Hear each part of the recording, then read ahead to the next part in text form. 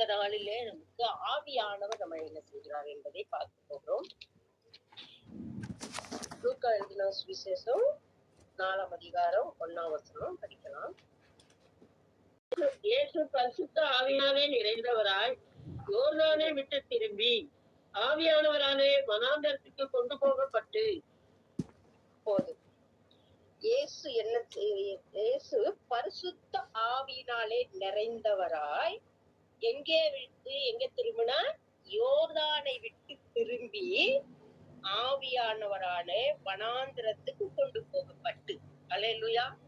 கொண்டு போனார் அல்ல, கொண்டு போகப்பட்டு அங்க என்ன நடக்கிறது? 40 நாள் பிசாசினால் சோதிக்கப்பட்டார். அந்த நாட்களில் அவர் ஒன்றும் குசியாது இருந்தார். அந்த நாட்கள் முடிந்த பின்பு அவருக்கு பசி உண்டாயிற்று. அல்லேலூயா. அதுக்கு அடுத்து பாக்குறோம், பிசாசு பல கொஸ்டினே கேக்குறான், பல காரியங்களை செய்ய சொல்றான். அவர் வார்த்தையை கொண்டதை பிசாசை மேற்கொள்ளுகிறார். இப்போ இந்த இடத்துல 2 காரியங்கள் நடைபெறுகிறதா இருக்கிறது. ஹல்லேலூயா. ஒண்ணு, ஃபர்ஸ்ட் என்ன செய்யப்படுகிறார்? இயேசு கிறிஸ்து ஆவியானவராலே நிரப்பப்படுகிறார். ஹல்லேலூயா. ஃபர்ஸ்ட் முதலாவது தலத்திலே ஆவியானவர் ஆதியாகமத்திலே அசைவாடி கொண்டிருந்தார். முதல் ஆவி ஆதாமை படைத்து மண்ணிலே பிசைந்து மனிதரை உண்டாக்கி நாசிலே சுவாசத்தை ஊதினார். அவர் ஜீவாத்மாவானார். அப்ப ஜீவன் பெறுவதற்கு ஆவி. அதுக்கப்புறம் வார்த்தையை ஆண்டவர் உண்டாக்குகிறார். அல்லேலூயா. இந்த இடத்துல பயங்கரமான ஒரு பிரபலமான ஒரு காரியங்கள் என்னவென்றால், உங்களை என்னை விடுவிக்கத்தக்கதான காரியங்கள் 2 வேண்டும். 2 ஒரு பறவைக்கு 2 சிறகுகள் இருக்கிறது போல, சட்டைகள் இருக்கிறது போல, சட்டைகள் 2 அடித்தால்தான் உயர எழுப்ப முடியும். அப்படியாக்கும் இந்த வார்த்தைகளும் நம்மை பெடன் கொள்ள வைக்கிறதா இருக்கிறது. சற்று நன்கு கவனிப்போம். ஹல்லேலூயா. இயேசு பரிசுத்த ஆவியினாலே நிறைந்தவராய் யோர்தானை விட்டு திரும்பி ஆவியானவராலே வனாந்தரத்துக்கு கொண்டு போகப்படுகிறார். ஹல்லேலூயா. எதுக்கு கொண்டு போகப்படுகிறார் என்றால், சோதிக்கப்படுவதற்கு, பிசாசினாலே சோதிக்கப்படுவதற்கு ஆவியின் பலத்தோடு வனாந்தரத்துக்கு கொண்டு போகப்படுகிறார். அந்த சோதனையிலிருந்து விடுவிக்கப்படுவதற்கு, சோதனையிலிருந்து வெற்றியை காண்பதற்கு, பிசாசானவனை தோற்கடிப்பதற்கு, பிசாசானவனை முறியடிப்பதற்கு, பிசாசானவனை நொறுக்கி போடுவதற்கு உங்களுக்கு எனக்கு ஒரு பரிசுத்த ஆவி தேவையாயிருக்கும். இயேசு கிறிஸ்துவுக்கு இந்த பரிசுத்த ஆவியானவர் தேவையா இருப்பாரே ஆனால் உங்களுக்கும் எனக்கும் கட்டாயம் நிச்சயம் பரிசுத்த ஆவி வேண்டும். இவர் பரிசுத்த ஆவியிலே பிறப்பிக்கப்பட்டார், பரிசுத்த ஆவியிலே வளர்ந்தார், பரிசுத்த ஆவியானவராலே கொண்டு போகப்படுகிறார். ஏனென்றால் முதல் ஆதாம் போட்டு போய்விட்டான். மாம்சத்திலே பிறப்பிக்கப்பட்டபடினாலே, மண்ணிலேயே முழுக்க அவனுடைய சுவாபம் இருந்தபடினாலே, மண்ணையே சிந்தித்துக் கொண்டிருந்தபடினாலே, மண்ணில் இருந்து உருவாக்கப்பட்டு வைத்திருந்த தேவனுடைய பழத்தை புசிக்காதே என்று சொன்னதை அவனால நிறைவேற்ற முடியவில்லை. மாம்சம் இருந்தது.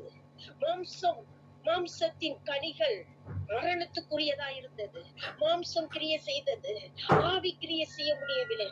ஆவியின் கனி அந்த இடத்திலே ஜீவ விருட்சகத்தின் கனியை நோக்க விடாதபடி, சிக்கத்தக்க கனியை நோக்கி கொள்ளும்படிக்கு கிரியை செய்தது மாம்சம். இங்கே பார்க்கிறோம், பரிசுத்த ஆவி கிரியை செய்கிறது. பல காரியங்களை கேட்கிறான். அப்பொழுது பிசாசு 3ஆவது வசனம் சொல்லுகிறது, அவரை நோக்கி, நீ தேவனுடைய குமாரனானால் இந்த கல்ல அப்பமாகும்படி சொல்லும் என்றார். சொல்ல முடியும்.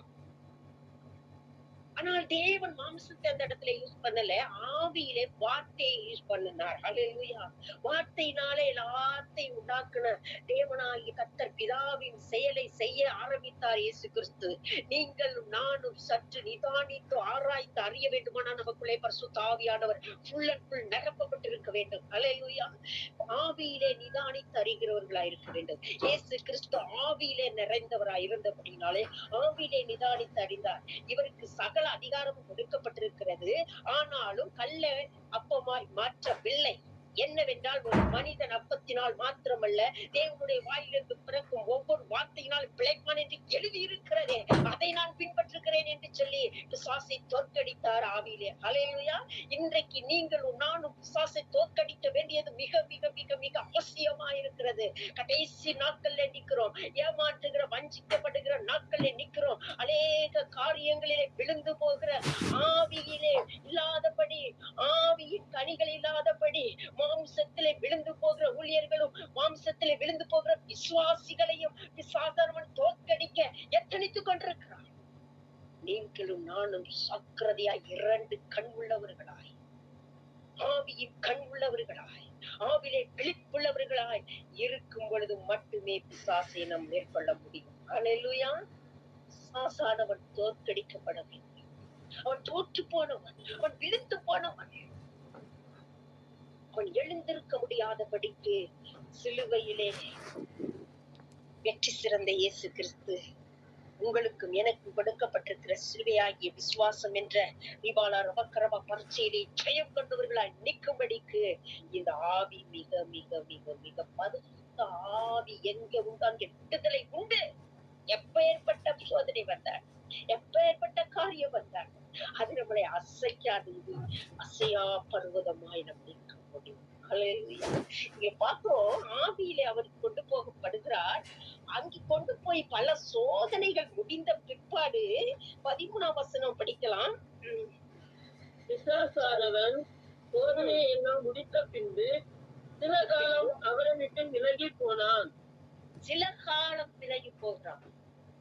இயேசு கிறிஸ்துவை விட்டே முற்றிலும் போகவில்லை, சில காலத்தான் பிரிந்து போனான். ஆனால் உங்களை என்னை அவன் கண் போட எவ்வளவு வகை தேடி திரிகிறான் என்பது உங்கள் உள்ளான மனிதனுக்குள்ளாய் தெரியும்.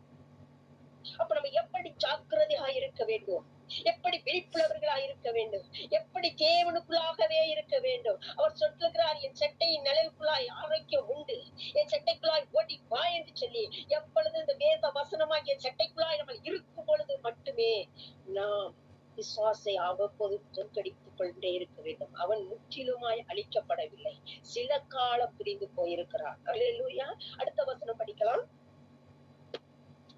அவனுடைய பின்பு இயேசு ஆவியானவருடைய பலத்தினாலே கலிலேயாவுக்கு திரும்பி போனார்.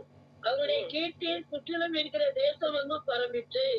அல்லேலூயா, அல்லேலூயா, அல்லேலூயா. பின்பு இயேசு ஆவியானவருடைய பலத்தினாலே, அங்கே முதல் வசனத்திலே பார்க்கிறோம் ஆவியானவராலே கொண்டு போகப்பட்டார்.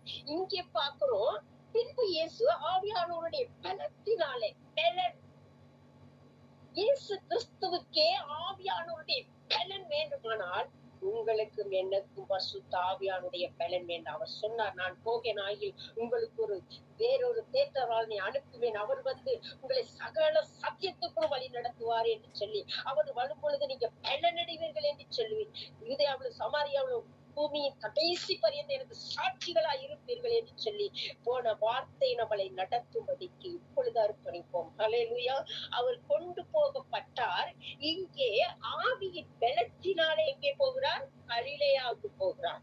அங்கே போய் அங்கே கீர்த்தியும் சுற்றிலும், அவருடைய கீர்த்தி சுற்றிலும் இருக்கிற தேசம் எங்கிலும், எல்லா தேசத்திலும், ஒரு இருந்த இடத்துல ஒரு கலிலேயாவுல மட்டுமல்ல, எல்லா தேசத்திலும் அவருடைய கீர்த்தி பரவும். சோதனை ஜெயித்த தேவனாகிய, சோதனையை பிசாசை வீழ்த்தின தேவனாகிய கர்த்தர், பிசாசுக்கு தக்க பதில் அடி கொடுத்த தேவனாகிய கர்த்தர் உங்களுக்குள்ளாய் எனக்குள்ளாய் இருக்கிறார். நீங்களும் நானும் பிசாசை தோற்கடிக்க முடியும். அவன் சில காலம், கொஞ்ச காலம், அவனுடைய வார்த்தை கொஞ்சம் தான், நீ தாழக்குதிய இதான் சொல்ல தெரியும். எப்படா குற்றம் கண்டுபிடிக்கலாம்? குற்றம் சாத்தானாய் இருக்கிறான். அல்லேலூயா. ஏன்? அதுக்கு காரணம் என்னவென்றால், இயேசு கிறிஸ்து முற்றிலும் ஆவியிலே பிறந்தார், முற்றிலும் ஆவியானவராகவே வந்தார். அல்லேலூயா. லூக்கா 1:34 படிப்போம். அதற்கு மரியாள் தேவதூதனை நோக்கி, இது எப்படி ஆகும்? அதனுமா? ஆமா, சொல்லுங்க. இது எப்படி ஆகும்? புருஷனை அறியனே என்றால், தேவதூதன் அவளுக்கு பிரதித்திரமாக, பரிசுத்த ஆவி உன்மேல் வரும், உன்னதமானவருடைய பலம் உன்மேல் நிழலிடும், ஆதலால் உன்னிடத்தில் பிறக்க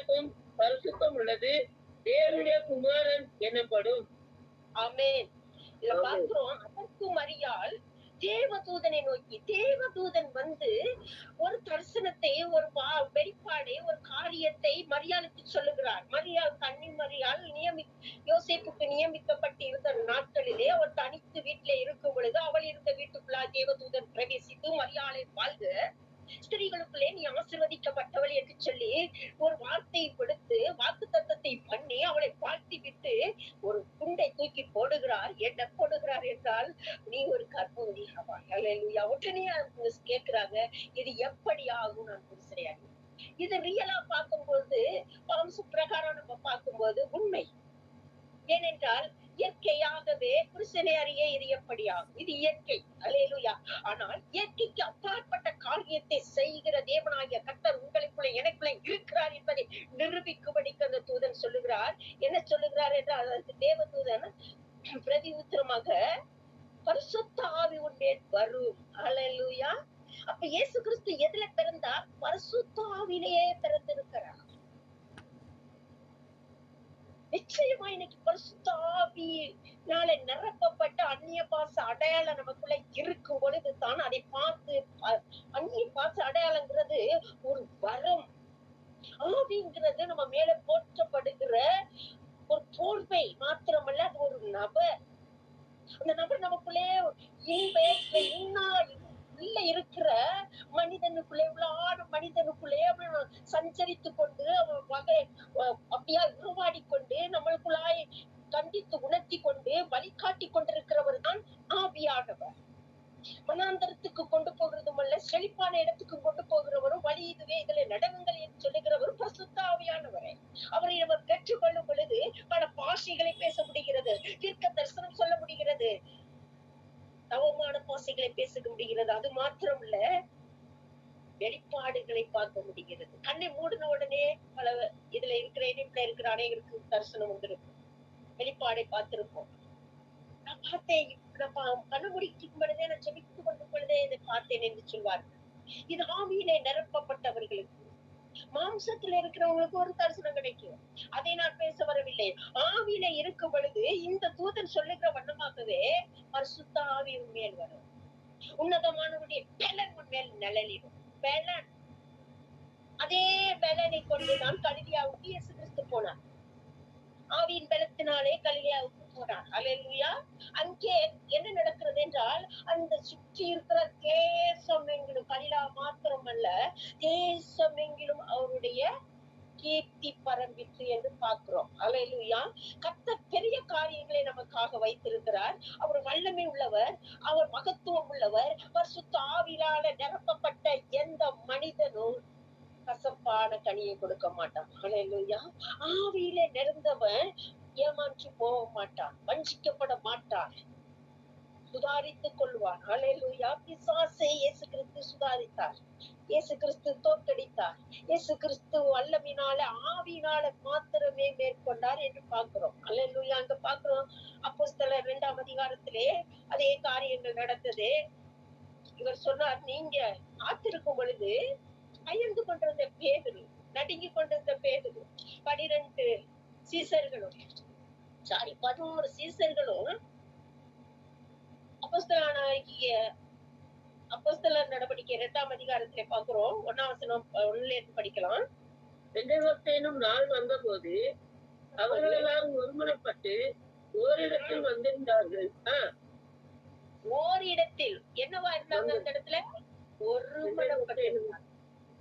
அப்ப ஒரு மனம் இருக்கும் பொழுது, இங்கே தனி நபராய் இயேசு கிறிஸ்து இருந்தார், ஆவியாலே நிரப்பப்பட்டார், வனாந்தரத்துக்கு கொண்டு போகப்பட்டார், பிசாசை தோற்கடித்தார், வெற்றி சிறந்தார், வெளியிலே கலிலேயாவுக்கு போனார், ஆவின் பலத்தினாலே கலிலேயா போய் கலிலேயா முழுவதும் அவருடைய கீர்த்தியை பரப்பி கொண்டார். இங்கே பார்க்கிறோம் ஒரு கூட்டு அபிஷேகம், ஒரு கூட்டு சேனை, சொல்ல போனா சிறு கூட்டம். ஒரு ஆள் மாத்திரமல்ல, பன்மையில இருக்கிறார்கள், அவர்கள் கூட்டமா இருக்கிறார்கள். அவர்களுக்குள்ளே ஒரு மனம் இருந்தது. அல்லேலூயா. ஒருவராய் இருந்த இயேசு கிறிஸ்துக்குள்ளே இருந்த அதே ஆவியானவர் பன்மையா இருந்த அப்போஸ்தலர்களுக்குள்ளேயும் இயேசு கிறிஸ்துவோடு இருந்து உடன் வேலையாட்களாய் நடந்து திரிந்த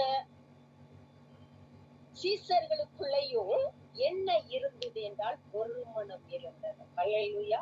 இங்க இந்த இணைப்புல இருக்கிற அத்தனை பேரும் பல பல இடங்கள்ல தூரத்திலே பல மைல்களுக்கு அப்பால் இருந்தாலும் கூட நாம ஒரு மனதோட இங்க கூடி இருந்திருப்போம். ஆனால் இப்பொழுது ஒரு மனதோட இருப்போமானால் நாம் யுத்தம் அசையத்தக்கதாக, நம்மளுடைய காரியங்கள் உடைக்கப்படும்படியாக, நமக்கு இருக்கிற வேதனை, துன்பங்கள், பாடுகள், உபத்திரவங்கள், வியாதிகள், கவலை, கண்ணீர்கள் நிர்மூலமாக்கப்படும்படியாக ஆவியானவர் ஊற்றப்படுவார். ஹல்லேலூயா, ஹல்லேலூயா. இங்க பாக்குறோம், அவங்க பெந்தேகோஸ்தே என்னும் நாள் வந்த போது அவர்கள் எல்லாரும் ஒருமனப்பட்டு ஓரிடத்திலே வந்திருந்தார்கள். அப்பொழுது பலத்த காற்று, ஹல்லேலூயா, பலத்த காற்று நம்ம மேல வீச வேண்டும். அடிக்கிற முழக்கம் போல வானத்திலிருந்து சடுதியாய் ஒரு முழக்கம் உண்டாகி அவர்கள் உட்கார்ந்திருந்த வீடு முழுவதையும் நிரப்பப்படவில்லை.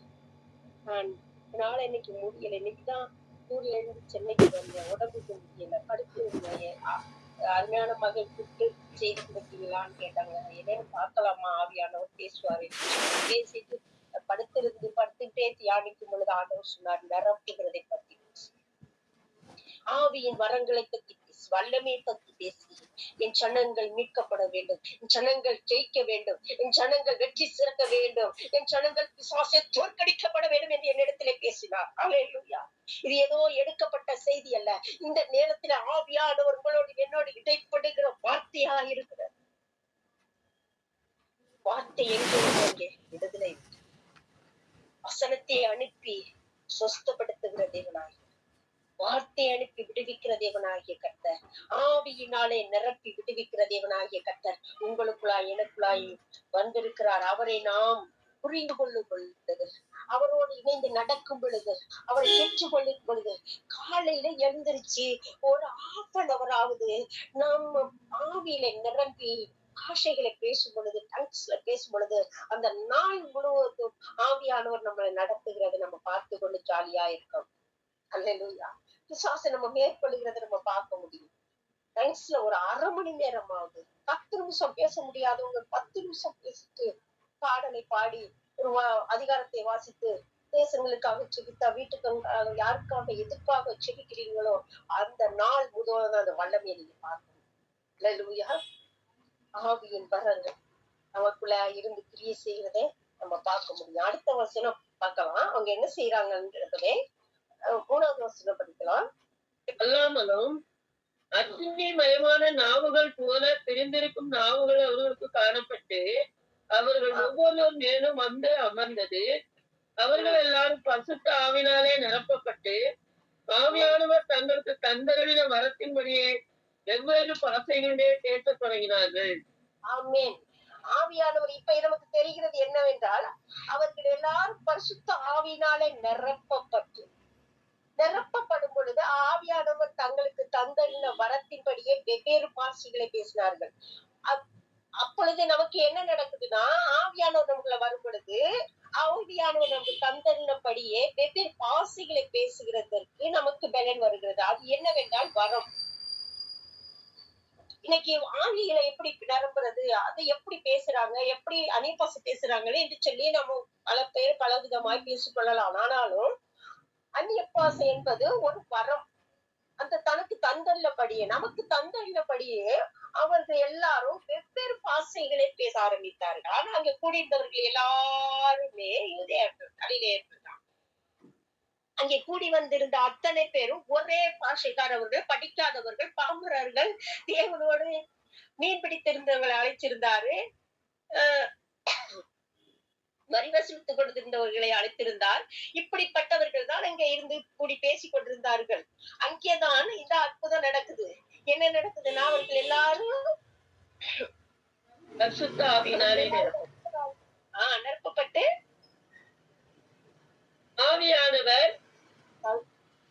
ஆவியானவர் தங்களுக்கு தந்தருளின வரத்தின்படியே வெவ்வேறு பாஷைகளிலே பேசத் தொடங்கினார். ஆமென். அவர்கள் எல்லாரும் பரிசுத்த ஆவியினால நிரப்பப்பட்டாங்க. ஆவியானவர் தங்களுக்கு இந்த வரத்தை யார் தருகிறார்? ஆவியானவர் தருகிறார். அல்லேலூயா. ஆவியானவர் தான் நமக்கு பாஷைகளை தருகிறார். அவர் தங்களுக்கு தந்துள்ளபடியே வரத்தின்படியே வெவ்வேறு பாஷைகளை பேச தொடங்கினார்கள். வானத்தின் கீழ் இருக்கிற சகல தேச தேசத்தாரிலிருந்து வந்த வேத பக்தி உள்ள தேவ பக்தி உள்ள யூதர்கள் அப்பொழுது எருசலேமிலே வாசம் பண்ணினார்கள். அங்க என்ன நடக்குது? 7ஆம் வசனத்தை படிப்போம். எல்லாரும் பிரமித்து ஆச்சரியப்பட்டு ஒருவரை ஒருவர் பார்த்து, இதோ பேசுகிற இவர்கள் எல்லாரும் கலிலேயர் அல்லவா? கலிலேயர் அல்லவா? இவர்களுக்கு எப்படி நம்மளுடைய பாஷைகள்ல பேசுறாங்களே, ஆனா இவங்க பேசுனது என்ன? தேவ தந்தரின அவரவர்களுக்கு கொடுக்கப்பட்ட வரத்தின்படியே வெவ்வேறு பாஷைகளை பேசினார்கள். ஆனா இங்க நிக்கிறவங்க அந்த இடத்துல 5வது வசனத்தை நீங்க வீட்டுல இருக்கையில படிச்சு பாத்தீங்கன்னா, வானத்தின் கீழே இருக்கிற சகல தேசத்தாரால் இருந்து வந்த தேவ பக்தி உள்ள யூதர்கள் அப்பொழுது எருசலேமில் வாசம் பண்ணினார்கள். அந்த சத்தம் உண்டான போது திரளான ஜனங்கள் கூடி வந்து தங்கள் தங்கள் பாஷையிலே அவர்கள் பேசுகிறதை அவர்கள் கேட்டபடினாலே கலக்கமடைந்தார்கள். இது தீர்க்க தரிசனம். இவர்கள் பேசுறதோ அந்நிய பாஷை. ஆனா அவங்க அந்த இடத்துல வந்திருந்த அத்தனை பேருடைய பாஷைகளிலே அவங்களுக்கு தீர்க்க தரிசனம் போகிறது. அவங்களுடைய பாவத்தை உணர்த்துகிறாரா பரிசுத்த ஆவியானவர். அவங்க செய்த பாவங்கள் வெளியாக்கப்படுகிறது. அவங்க கலக்கமடைகிறார்கள். ஒரு மனிதனுடைய இருதயத்தை காமித்துக் கொடுக்கிறது பரிசுத்த ஆவியானவருடைய வல்லமை, வரம். அவன் பேசிக் கொண்டிருக்கும் பொழுதே வருகிற மனிதன் இன்னார்தான் வருகிறான், அவன் இந்த நோக்கத்தோடு வருகிறான் என்பதை நமக்கு அறிய தெரியப்படுத்துகிறது பரிசுத்த ஆவியின் வரங்கள், ஆசைகள். அல்லேலூயா. இன்னைக்கு நேரம் கிடைக்காததுனால, நேரம் முடிந்து போய்விட்டதுனாலே நான் இந்த ஒரு வார்த்தையை சொல்லி முடித்துக் கொள்ள விரும்புகிறேன். கர்த்தர் உங்கள் அனைவரையும் நிரப்பி, நாம் எல்லாரையும் பரிசுத்த ஆவிகளால் நிரப்பி பரிசுத்த ஆவியிலே நடக்க செய்து எவ்வளவேனும் சாசிட்ட தோற்று போகாதபடி ஜெயம் கொண்டவர்களாய் வாழ வைக்க அவர் உண்மையுள்ளவராய். நாம் ஆவியின் வல்லமையினாலே பறந்து போகிறவர்களாய் இருக்க போகிறோம். எழுப்ப போகிறோம். வெள்ளத்தின் மேல் பலனடைய போகிறோம். ஹல்லேலூயா. கர்த்தருக்கு காத்திருக்கிறவர்களும் புது பலன் அடைந்து சட்டைகள் அடித்து உயரை எழும்புவார்கள் என்ற வாக்கு தத்துவம் இந்த கடைசி நாட்களில் நிறைவேற போகிறது. ஆமென் ஆமென். இயேசு கிறிஸ்து கொண்டு போகப்பட்டார் என்றால் நீச்சல் ஆழத்திலே எசேக்கியேல் 47 படித்தீர்களானால் நீச்சல் ஆழம் வரும் பொழுது அவர் அந்த இடத்திலே நிற்க முடியவில்லை. நீச்சலுக்குள்ளாய் மிதந்துட்டார். மிதக்கும் பொழுது கண்கள் திறக்கப்படுகிறது, ஆவியிலே புரிகிறது என்ன நடக்கிறது என்பதை. ஆவியின் மண்டலத்திலே நடக்கிற காரியத்தை கண்டுபிடிக்கிறான். ஆவியின் மண்டலத்திலே இந்த நாளிலே இப்பொழுது உங்களுக்கு எனக்கு ஒரு அற்புதம் நடந்துவிட்டது. உங்க குடும்பத்திலே, வீட்டிலே, பிள்ளைகள் மத்தியிலே, தேசத்திலே அற்புதத்தை செய்கிற பரிசுத்த ஆவியானவர் உங்களுக்குள்ளாய் எனக்குள்ளாய் இருக்கிறபடினாலே இதை வீட்டுல இருக்கும் பொழுது நீங்க தியானித்த ஆவியில நிரம்பி அந்நிய பாசையில வரங்களை பெற்றுக்கொண்டு வல்லமையாய் நிரம்பி எழும்பும்படிக்கு கர்த்தர் உங்கள் மேல் வாஞ்சையா இருக்கிறார். அல்லேலூயா. 10ஆம் வசனத்தை படித்தீர்களானால் அது எத்தனை பாஷைக்காரர்கள், ஊர்க்காரர்கள் இருக்கிறார்கள் என்பதை நீங்க பார்க்க முடிகிறது. அப்படி இருக்க நம்மில் 8ஆம் வசனம் சொல்லுகிறது, நம்மில் வரங்களுடைய அவரவர்களுடைய சின்ன பாஷைகளிலே இவர்கள் பேச கேட்கிறோமே. அல்லேலூயா. அப்போஸ்தலர் பேசினது பாஷை வந்து ஏதோ அவங்கவுங்க மொழியில கத்துக்கிட்டு வந்து இன்னைக்கு கத்துக்கிறாங்கல்ல, தெலுங்கு, மலையாளம், கன்னடம் அப்படி கத்துக்கிட்டு வந்து பேசலங்க. பேசினது ஆவியில நிரம்பி அந்நிய பாஷை பேசினாங்க. அல்லேலூயா. அவர்களுடைய எத்தனை பாட்டை அந்த இடத்துல பேசியிருக்கிறார்கள் பாருங்கள். அப்படிப்பட்ட இயற்கைக்கு அப்பாற்பட்ட காரியத்தை உடைய பரிசுத்த ஆவியானவர் தான் நாம் பெற்றிருக்கிறோம். ஆவியானவரை பெற்றுக் கொள்ளாதவர்கள் தயவு செய்து ஆவியிலே களி கூறும்படிக்கு ஆவியானவரை பெற்றுக் கொள்ளுங்க. கர்த்தர் தாமே இந்த வார்த்தையை உங்க மேல் வரப்பண்ணி ஆசீர்வதித்து மேன்மைப்படுத்துவாராக. கர்த்தாவே, ஆவியிலே நிரப்பப்பட்ட ஒருவனும் வைக்கப்படுது. ஆவியிலே அப்பா அனல் உள்ளவர்களாய் இருக்கும் பொழுது எங்க ஆவியின் கண்கள் திறக்கப்படுங்க. எலியாவோடு இருந்த கேயாசி கண் திறக்கப்பட்டதே. அற்புதம் நடக்கும்படி ஆட்சிபிக்கும். நீர் மகிமைப்படுகிறார். என்னிடத்தில் இருக்க ஒவ்வொருவருடைய குடும்பத்துக்குள்ளாய் பரிசுத்த ஆவியானவர் கட்டவிழ்க்கப்படுவதாக, ஒவ்வொருவருக்குள்ளாய் கட்டவிழ்க்கப்படுவதாக, எங்களுக்குள்ளாய், எங்கள் குடும்பத்துக்குள்ளாய், எங்கள் பின்னடியார்களுக்குள்ளாயும் அப்பா ஆவியானவர் கட்டவிழ்க்கப்படுவதாக. யோவேல் தீர்க்கதரிசி 2ஆம் அதிகாரத்திலே சொல்லப்பட்டிருக்கிறபடி கடைசி காலத்திலே இவாள் அரமக்கரமாப்பா ஆவியை மாம்சமான யாவர் மேலும் தீர்க்க தரிசனம் சொல்வார்கள் என்று சொல்லப்பட்டது பிரகாரமே தீர்க்க தரிசிகளாய் ஒவ்வொருவரையும் நிரப்புங்க. இந்த ரயில்ல இருக்கிற ஒவ்வொருவரும், எங்க குடும்பங்கள்ல இருக்கிற எங்க பிள்ளைகளும் தீர்க்க தரிசிகளாய் மாறி போவார். ஆசீர்வதி இயேசுவின் நாமத்தில் பிதாவே, ஆமென்.